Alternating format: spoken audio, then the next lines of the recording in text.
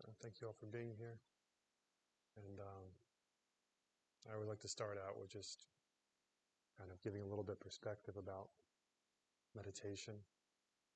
There's very few times in our life where we actually try to focus ourselves inwards, try to figure out what we're going through and try to find some inner peace.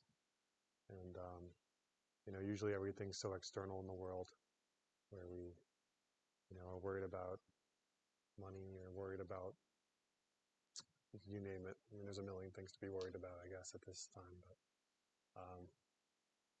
taking time out to meditate basically allows us to go inside and start to gain control, because ultimately we don't have control over our outside circumstances.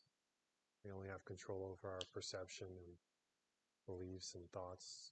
And even that we don't have control over unless we train. So here we are trying to train our minds a little bit, to find some peace. And so today's topic is humility. As probably most of you are aware, my channel, I called it Humble Stature. And,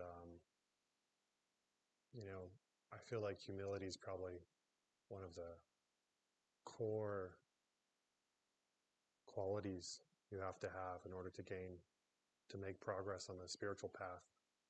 And so I guess I'll just talk a little bit about what it is.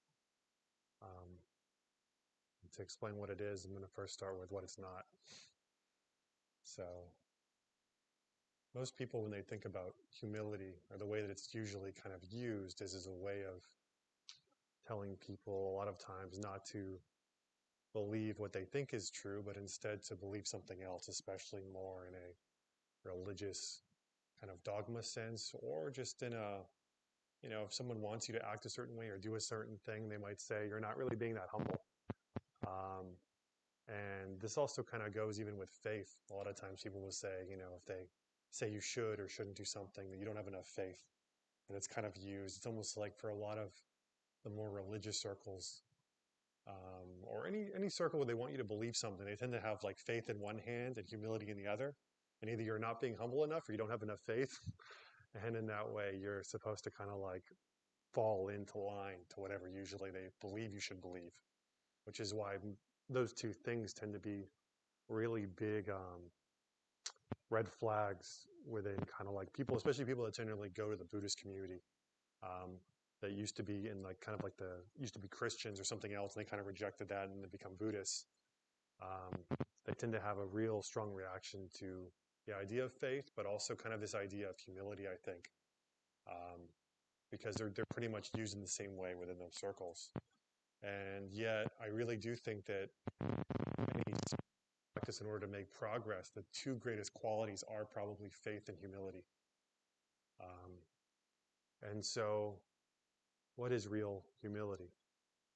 Well, humility basically is about understanding or having a greater perspective of what it is to be a human being in the world, is how I kind of categorize it. So a lot of the times, we forget that we're flawed, that there's a lot of things by the nature of human beings that we forget. And a lot of even spirituality is remembering what you already knew. Or like a lot of times if you discover some sort of spiritual truth, it's like, oh, I already knew that. And so, it's basically having this perspective that there's all this knowledge and wisdom outside of ourselves, and the fact that we're limited and have issues and problems, and we have psychological issues and we have emotional issues, and we're wound up with all of what we'd call karma, which basically is conditioning that blinds us to the way the world is. And if you're not aware of that, a lot of times there's not a space for any sort of spiritual progress to be made, because you already have the answer. And why would you practice if you already kind of, like, you might know you're suffering, but why would you go to a meditation group, or why would you do anything if you're already, how to say, like, if most of your issues are external and there's no greater perspective about, enlightenment, and about that you are suffering, and that, you don't have the answer, so that seeking can take place. Because if you already have an answer, then there's no point to seek. And so that seeking of that asking questions, why am I unhappy? Why is this not working out the way I want? Or even if you already have some sort of idea about how you should practice, if it's not working the way you're expecting it to work, then there's probably something needs to shift in your understanding. And so, that process takes a lot of humility. And I think humility really shows up, especially if you have a lot invested in a certain belief system, which almost everybody does. And the example that always comes to mind a lot of times is with any type of addiction, especially if you have a problem with, you can be social media, alcohol, drugs, or it could be even something more subtle. Maybe it's even just like you're codependent. You have a relationship that's very toxic, or it could be anything like that. And a lot of times, if there's any sort of amount of time invested in this sort of belief system, to change that makes you have to face all that time that you spent doing something that wasn't right. You have to face that. And a lot of times to face that basically is so crushing that people would rather live their whole lives doing the same exact thing day in, day out than admit maybe they were wrong about something. Especially macro things, because spirituality is almost always dealing with the macro. It's dealing with, who am I? What is reality? What is truth? Or how do I become happy? And why am I not happy? And these things go so deep. And so anytime you really start to get some answers, a lot of times, you'll kind of get this gut reaction that, you know what, it's much easier if I just go back to the way life was. And to stay in that process of like, oh, okay, I've lived my life for the last 20 years in a way that maybe doesn't actually lead to my own happiness, and I should change it. And then all of the pain, internal suffering that comes in play because you're trying to change into something else, God, you have to have humility. You have to know that you're a human being and that almost everybody here is flawed. And that in order to change, yourself, you're going to have to be in a space where you're okay not having all the answers or being okay messing up. And that to me is humility. Um, if I thought that I had to be already perfect, I wouldn't be teaching, So even kind of being here talking to you is actually me having to kind of, having to be in my own humility, assuming it's not an ego trip, which of course everyone has probably also assumed that, anytime you're teaching somebody, it must mean that you yourself have this huge ego, and therefore I'm the wise teacher and I should tell everybody else what to believe and do. But I found that this is more kind of this, you know, religious dogma sort of perspective that's really prevalent, because most people really, I don't think, understand what spirituality is. That basically there is a truth about reality that allows us to reach what we call enlightenment and liberation and free ourselves um, from our own what we call karma, or free ourselves from our own negative habit patterns. And this is uh, this is why so few people do it, I think, is just the humility. Because if you talk to even most people about spiritual stuff, they'll almost always give it lip service. They're like, oh yeah, I should be a better person. Yeah, I know that thing about my life is horrible, right? And mostly what's missing is the humility to actually deal with all the pain and suffering that's going to come up when you have to confront your past as you're changing. Is a big, big part of that. Um, and so that's what I wanted the topic of today's meditation to be about. And so, we have someone new here who hasn't really done a lot of the meditation. I'm sure there's plenty of people too watching this that maybe haven't done a lot of meditation. And the way that I usually like to teach meditation is more as a contemplative exercise. There's a lot of meditations where you just follow the breath, and that's how I was originally taught too. And I think it has major benefit and usually is the core of a strong practice. But I find that almost all Westerners actually have very developed minds. We're constantly having to deal with new information. And whether it's through social media or our jobs, the world is extremely complex now. And for this reason, it's very hard to calm down the mind. And it's almost much easier to kind of go within the mind and start looking at what's going on. Not in an analytical, judging sort of way, but to start to gain this idea, this ability to perceive and observe, which has to be cultivated. Because almost always when we go inside, we either become very maybe elated Sometimes if it's something good or if it's something bad, you might become very depressed. But mostly, usually, people are very harsh on themselves. And so most of the time what you get is when people go inside, you're beating yourself up in one way or another. And so starting to become conscious basically means observing your own mind, observing your emotions. And then when I talk about certain perspectives, you want to allow yourself just to see what comes up within you. So I'm kind of guiding you as far as the reactionary part of the meditation. There's nothing for you to bring up. You just have to observe and see what comes up as I speak.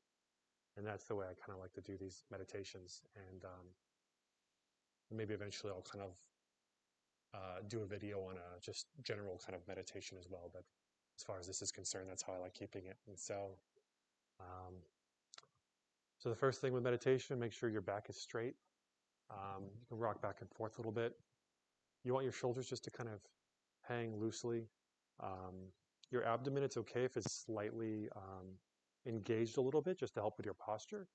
And you do want to kind of try to breathe more from your abdomen than from your chest. And if you're not as flexible too, um, being cross-legged is probably the easiest as far as flexibility is concerned.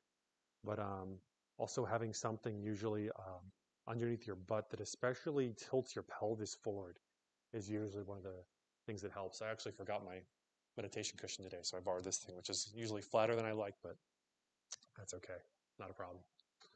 And so, with that said, um, also too with the hands, some people like to put their hands out like this, but personally, I like to do interlaced fingers with thumbs over and just have them kind of right below. But the hands less important. The more important thing is to be able to sit in this posture for longer and longer periods of time without injuring yourself.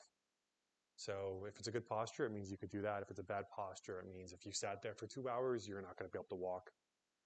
And so with that said, let's close our eyes. Take a couple deep breaths.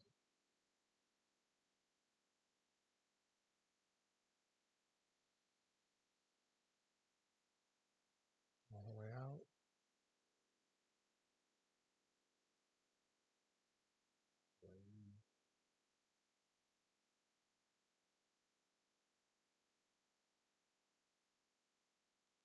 Way out.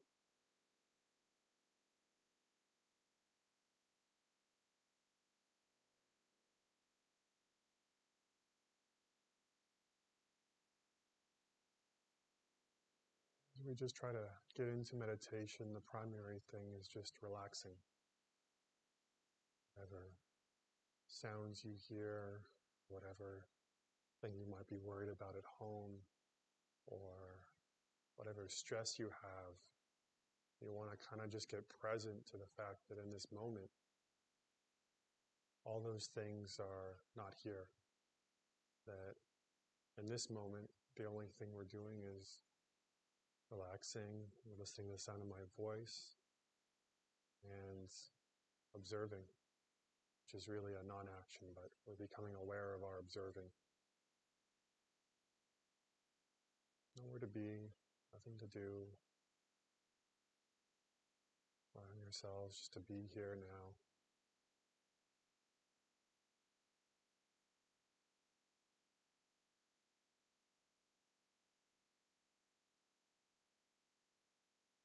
And usually with meditation, within a couple minutes, you'll find that your mind starts to wander. And so one of the core principles of meditation is that we try to bring our mind back to the breath or to whatever the core principle of meditation is. And just know that it's natural for the mind to wander, and we want to bring it back so that naturally it will wander less and less, and this will give us greater control over ourselves.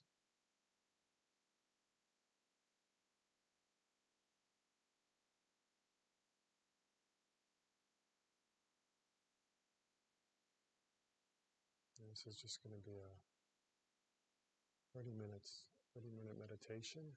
We're going to go into questions.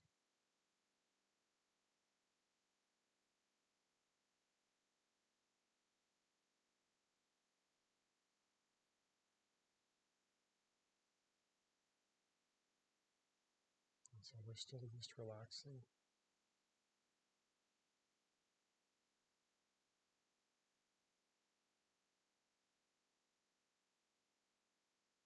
Actively surrendering the process of meditation.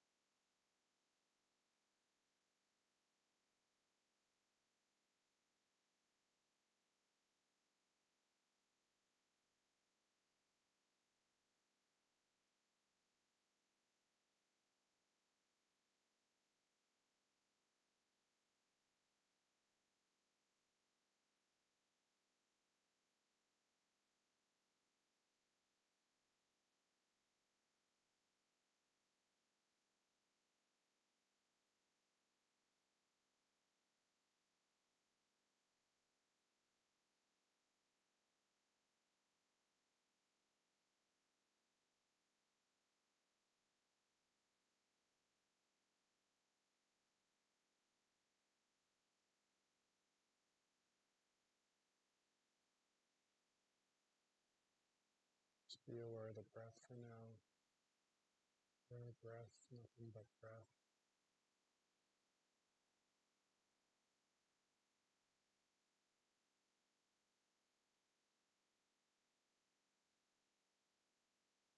This moment, nowhere to go, nothing to do. Just being aware, giving ourselves the space, relax and witness.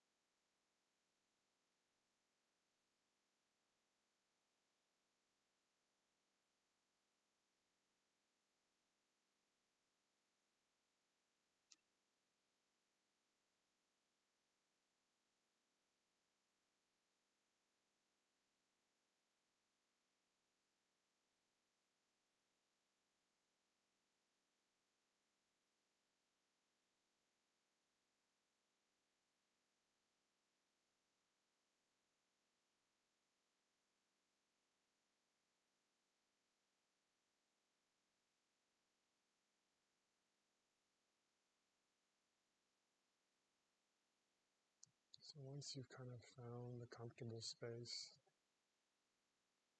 I want you to look at this principle of humility within yourself.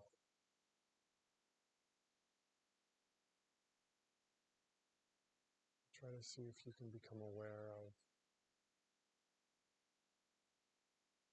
how you hold humility within your own mind.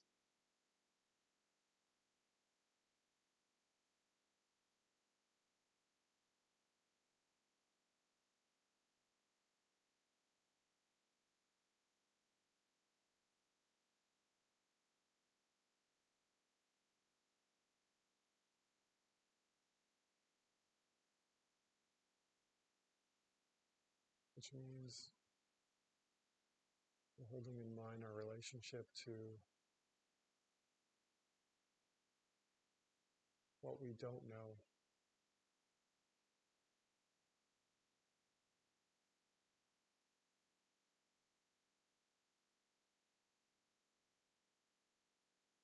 There may be things that you feel very certain about. And this isn't necessarily about questioning those things, but putting into perspective everything that we know with things that we don't know.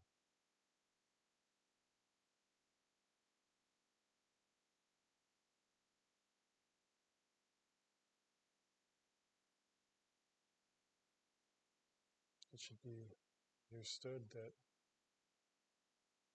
an enlightened being would see things in our life differently than we currently see them ourselves. If we ourselves were Buddha, fully enlightened being, we would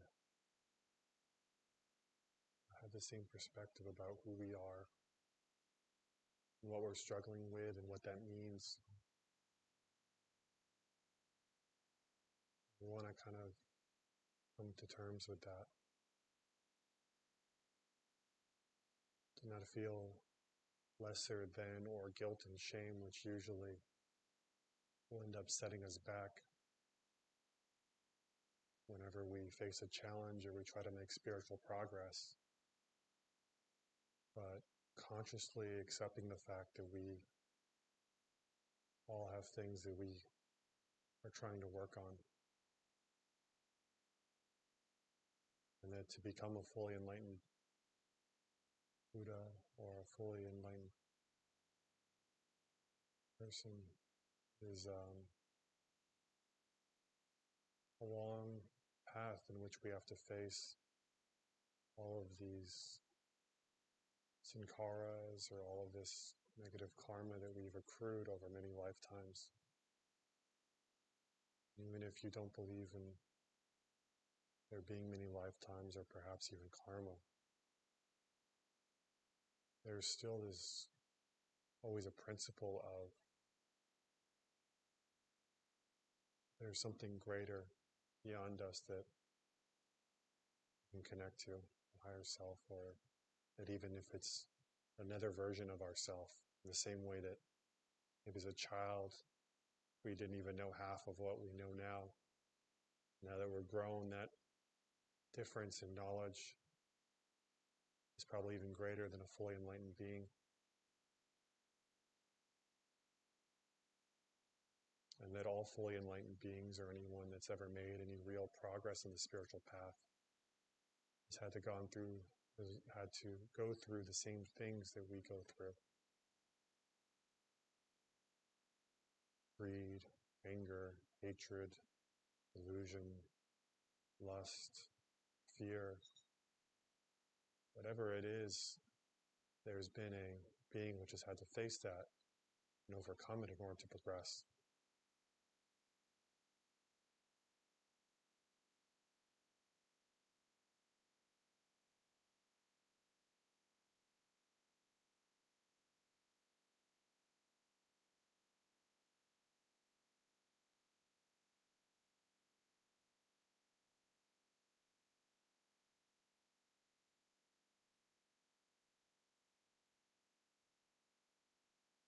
There's no problem that we have that is so shameful, so evil that it cannot be transcended and overcome with humility and practice.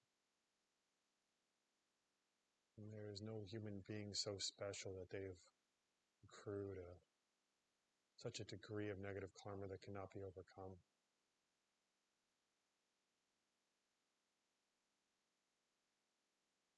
Perhaps not just in one lifetime, but nonetheless everything can be overcome.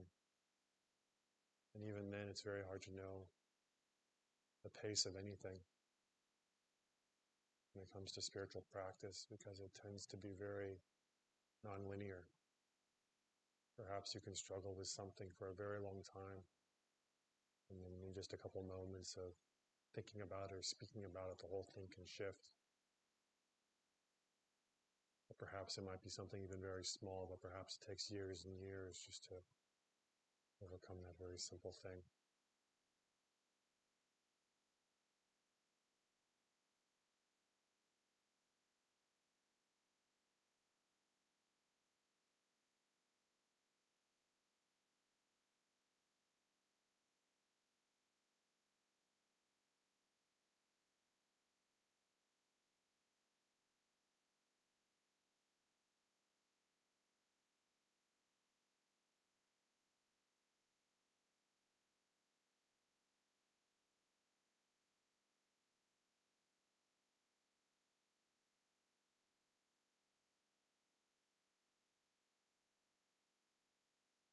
So to really look at our own level of humility, we have to look at our reactions to our striving towards becoming a better person in whatever way we do that, and how we really at times might beat ourselves up if we feel like we aren't reaching the heights that we wished we did, and especially because changing oneself oftentimes takes a lot of effort. It can be very frustrating. So humility is the fact of just understanding that we're not alone in this. This is part of the process.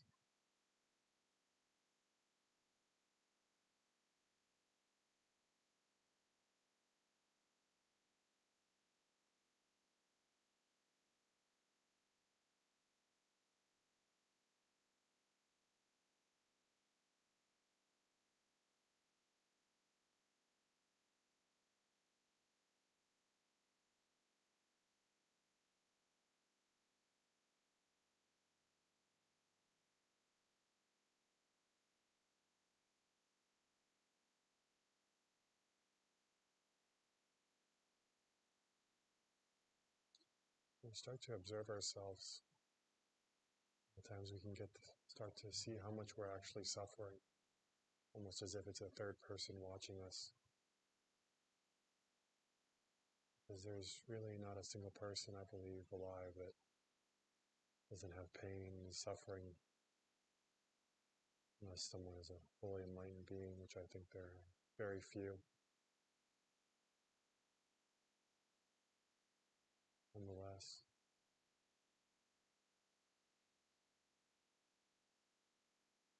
becoming aware of what comes up as we strive, and realizing that we should be kind to ourselves is really a form of humility.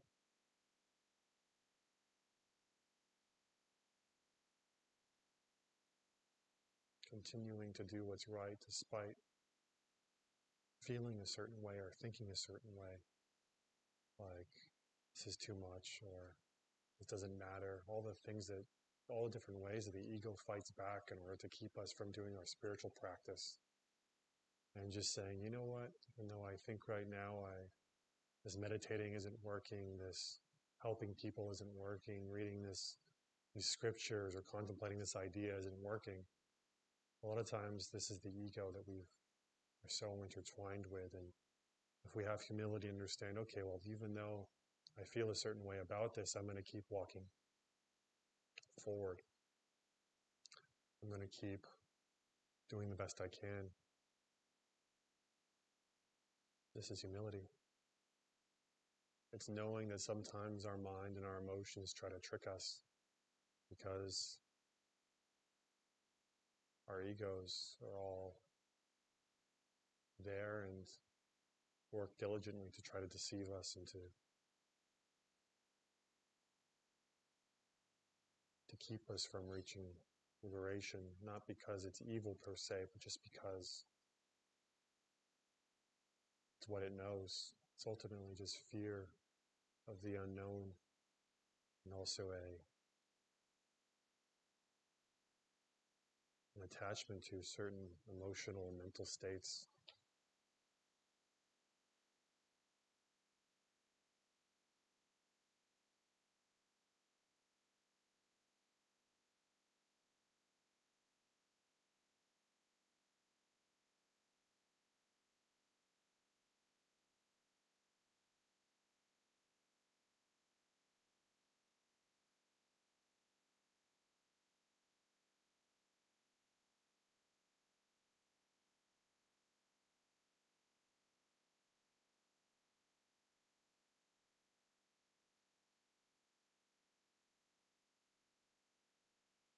You can't really overcome anything until you allow it to come up first,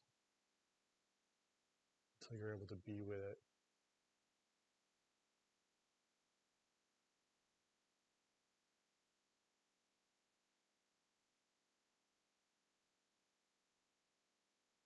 Which is is why a lot of the spiritual practices sometimes can make life even harder. There's kind of this myth that the more mindful or the more spiritual practice you do, things get that much easier, and it's a very linear path up. So if I sit for X number of hours, then I've achieved X amount of peace. But this is not how it works. In reality, the way that it works is often as we become aware of a certain issue or defilement, when we start to try to change it, it fights back. If someone's addicted to alcohol and they want to quit, I can guarantee you they're going to get an extreme kickback within themselves to not quit. Keep doing what they're doing. And their minds will start to betray them and tell them, oh, it's so great if you drink. It's so great, just a little bit. Just everyone else is doing it. Whatever it is that the mind says. And to know that despite feeling that way or thinking that way, that there's a higher truth. To have conviction, to follow that, is humility and faith combined. Faith that there is a path worth pursuing, and that this path can lead to happiness despite how we might feel in the short term. You could say humility is more the ability to walk that, to deal with the fact that sometimes you'll have to do things even though we don't feel or think like doing them in the short term, but that they might still be good for us.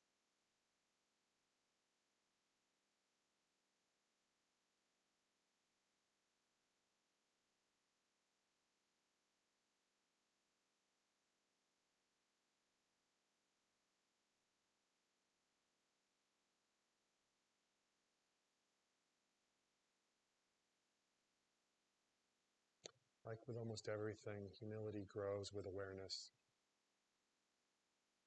Knowing that it exists and that it's something worth developing, that we have to contemplate our relationship with this principle of greater universe and our place in it helps to cultivate humility. Knowing that when we struggle, reminding ourselves that this is part of the path cultivates humility.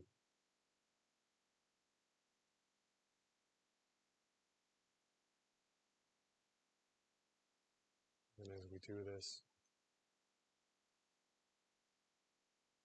we're able to face bigger and bigger challenges.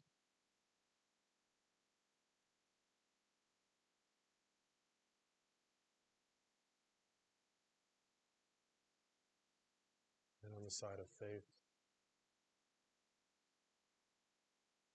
meeting certain teachers oftentimes can spur faith. Studying the scriptures or different teachers that make sense to you, inspire you, this can often build faith.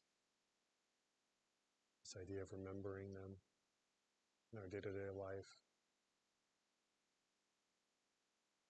cultivates faith. And then ultimately what allows all these things to really grow is through direct experience of something higher, which you often get through glimpses in meditation.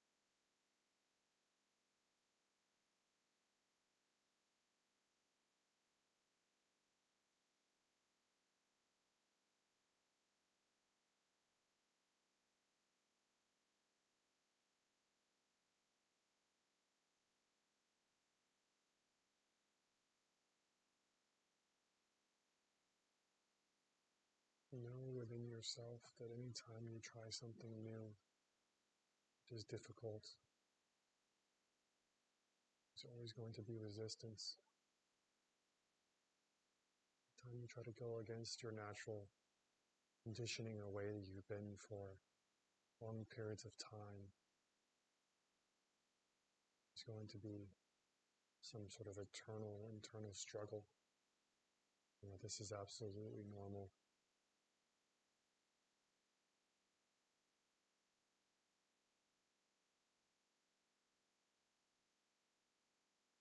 I don't believe that anybody is special. Some person might have more physical pain because of whatever thing, or maybe they have this emotional issue or that emotional issue, but ultimately it's all within the framework of a human being and what a human being is. In the same way that I feel this pain, there have been other human beings that have felt this pain or worse.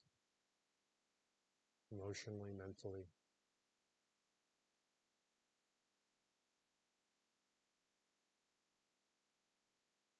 You often read the lives of saints and other people. They've gone through extraordinary suffering.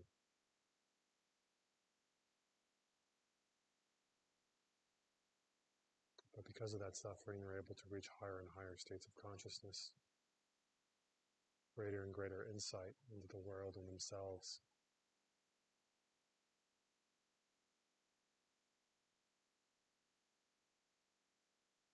This is almost like the opposite of what we see today a lot of times, where a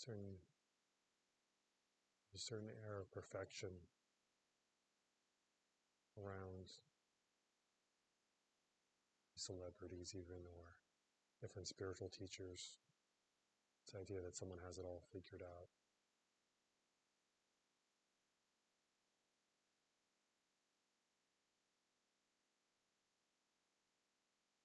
In reality, most of the people that I meet are very deeply spiritual. A lot of times have greatly suffered from some addiction, or had a very rough upbringing that forced them to face their own mind and build tools because they basically had no other choice in their life.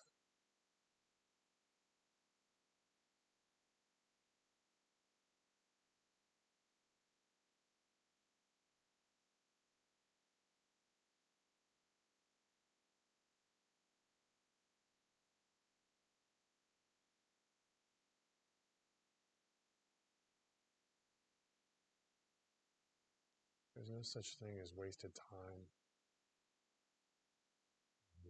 in meditation or trying to pursue the spiritual path, because every little thing you do will give you feedback and allow you to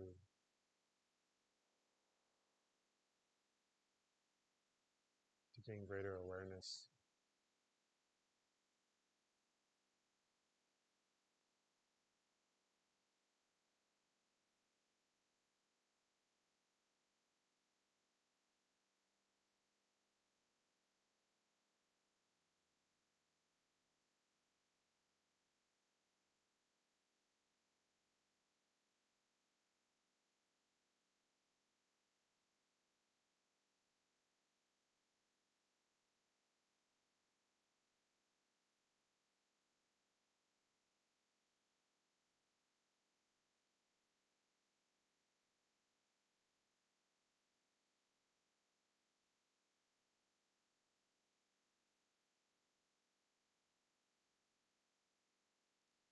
You believe you are special in the sense of you think too differently or emotionally have this or that issue. A lot of times it can destroy your faith in being able to achieve liberation, because you view yourself as too damaged or too whatever. So many ways in which we all separate ourselves from our own humanness.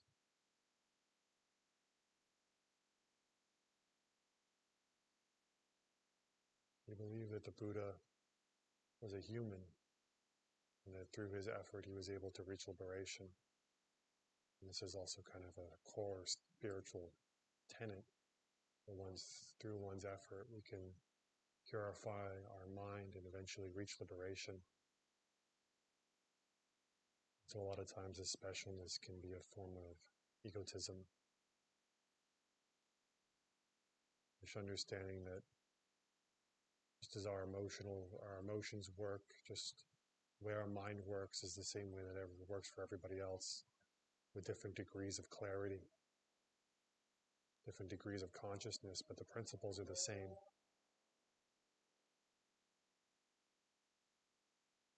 And it's my understanding that in order to become fully liberated, you had to have reached the pits of hell, you could say, or you have to go as low as humanly possible for a human being, because it is only by fully accepting the deepest, darkest parts of yourself and overcoming that can you reach the highest fruit, known as liberation, enlightenment.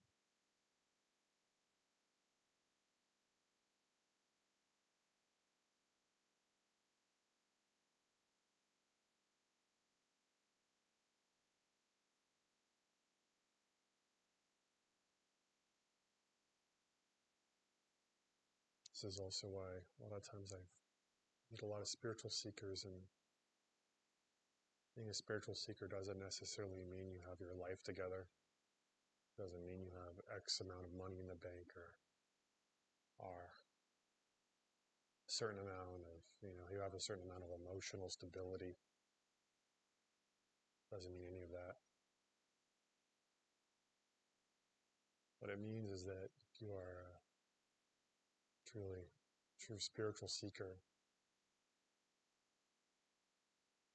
It means that you are consciously trying to deal with what must be dealt with in order for you to reach whatever that next level of consciousness is for you.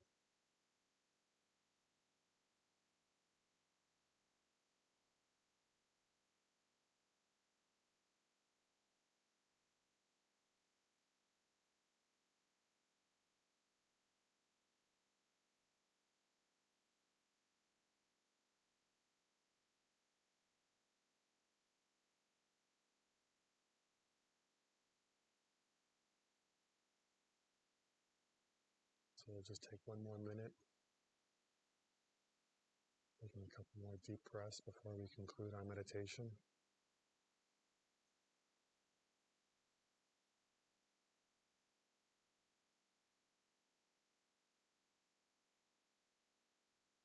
Deep breaths.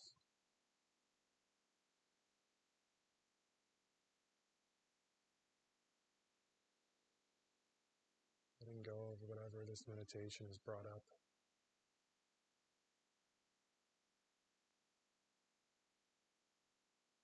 Coming to peace with wherever we're at in our lives, in our practice.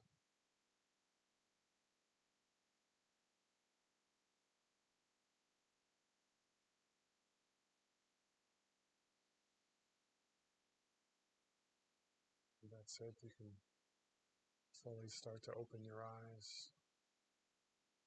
If you like, you can shift your posture, whatever's comfortable for you.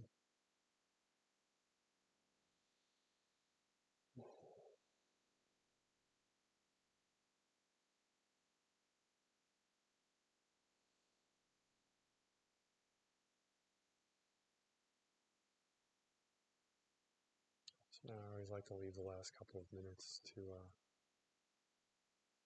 any questions, anything that crossed anyone's mind.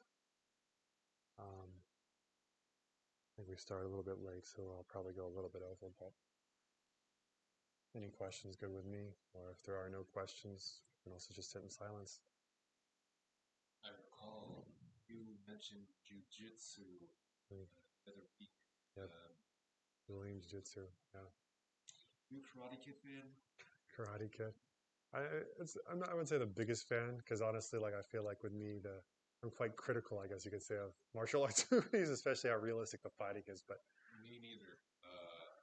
Never watched the Karate Kid show. yeah, Inverse perspective, and growing up in Burbank, I didn't realize, yeah, there are dojos all over the place, all Oh across yeah, the valley. a lot of I'm thinking dojos. I missed on some type of train. Jiu-jitsu sounds like it's something beneficial. Oh, Yeah, Brazilian Jiu-Jitsu specifically is what I did because there's like Japanese Jiu-Jitsu and then Brazilian Jiu-Jitsu, yeah, which became very famous the through MMA because a lot of the Brazilian Jiu-Jitsu fighters were beating all the other fighters from all the other schools when it used to be like Taekwondo versus karate and all this sort of stuff they used to do. And Brazilian Jiu-Jitsu kind of came out on top, and so it became really popular. And it played a big part of my life because when I was 16, I became very, very depressed. I actually had like a spiritual awakening really when I was around 14. And after that spiritual awakening, like a lot of people, I fell into a very deep depression. And it was only through really doing martial arts, which kind of taught me basically how to not give up. Because I think there was so much despair and frustration a lot of times that learning, like being able to having to physically fight and do something and learning how to defend myself physically taught me how to defend myself mentally in a way. And also like toughened me up where I wasn't really afraid of other people, especially because I was like, oh, if they hit me, I'll be okay. Or if this happens, I'll be okay.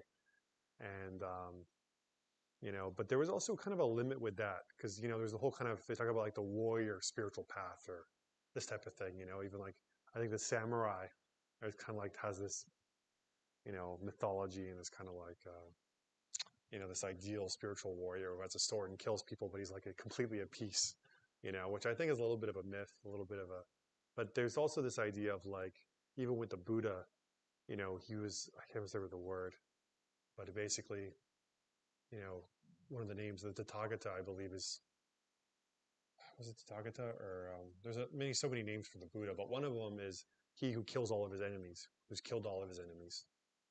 And the enemies being greed, anger, hatred, delusion. And you find this actually in a lot of spiritual scriptures, even like especially on the Hindu side, where they have like who is it? It's not Shiva, it's Kali. Kali, who's like, usually she's depicted as stepping on a guy with his head cut off, and she's holding it up, you know. And it's this idea of this spiritual battle almost in a way that a lot of times fighting your demons is quite gruesome, and this fierceness that's needed, to really kind of get in there and go deep. And I think you have to have a little bit of that. And I think martial arts definitely can help cultivate that. But I think in and of itself, ultimately, it's always a completely internal journey. And no matter how many people you can beat up, you can kind of even see this in like Mike Tyson, I think, right? You have this fighter who's this world champion, he's super young, right? And mentally, though, he's still a train wreck. Back then it was just like, I mean, he's kind of managed to turn things around now, and it seems like things are going better. But you can definitely tell there's demons there. And so, being a really good fighter doesn't necessarily mean you have inner spiritual peace by any stretch of the imagination. And for me, I kind of stopped it after doing it for so long because I was about to become a professional fighter. And I ended up stopping because I basically realized it was feeding my ego more than anything. Not only the fighting, but also everything was violent. I watched violent movies, that I listened to like hard, metal music, and then, just everything about my life just became about violence and how do I best hurt others, you know, and and so there was like the positive and the negative, and I kind of decided to reset. And I think a lot of those qualities that allowed me to become a good fighter are the qualities that allow me to be a really strong spiritual seeker. But on the other side, you kind of have to separate it at some level from wanting to do harm to anyone. Like at this point, I'm more likely to let someone punch me than to even like have to punch them back. I probably just would take the punch because I honestly can't imagine being. I think I already know so much about martial arts that it would be much easier for me just to defend myself and let them go crazy and just be fine than not risk sustainable just fight. hurt them, you know. But I can still every once in a while a situation crosses through my mind where I might hurt somebody if it was like really crazy, especially when it comes to children. I mean, I wonder sometimes with fathers, you think, man, if someone did something to like a child, I don't have any kids, but I can imagine having a kid, and if someone hurt that kid, how you could go crazy. But nonetheless, I think it's about definitely renouncing all violence externally. Um, and yeah, How long have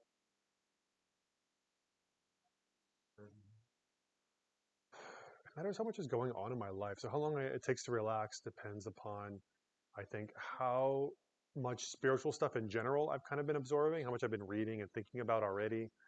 Um, because honestly, I think you can't, we're training to be able to go into the meditative state easily. So if you meditate a lot, it definitely gets easier and easier to go into that state.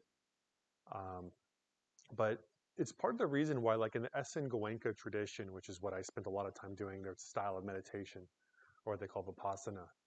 And, they basically believed you couldn't learn meditation unless you went to a long retreat.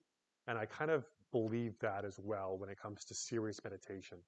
Because the fact is, when you first try to sit, especially in silence, right? Because I'm kind of guiding something, like it's almost like a guided meditative experience, which is kind of one category of meditation. But then there's also like, I think the really advanced levels a lot of times um, involve you just learning to get to this space of kind of directly being able to access this really deep mindfulness space that is kind of free from the senses, transcends the senses almost, you could say. And that's what a lot of the higher meditative states kind of talk about.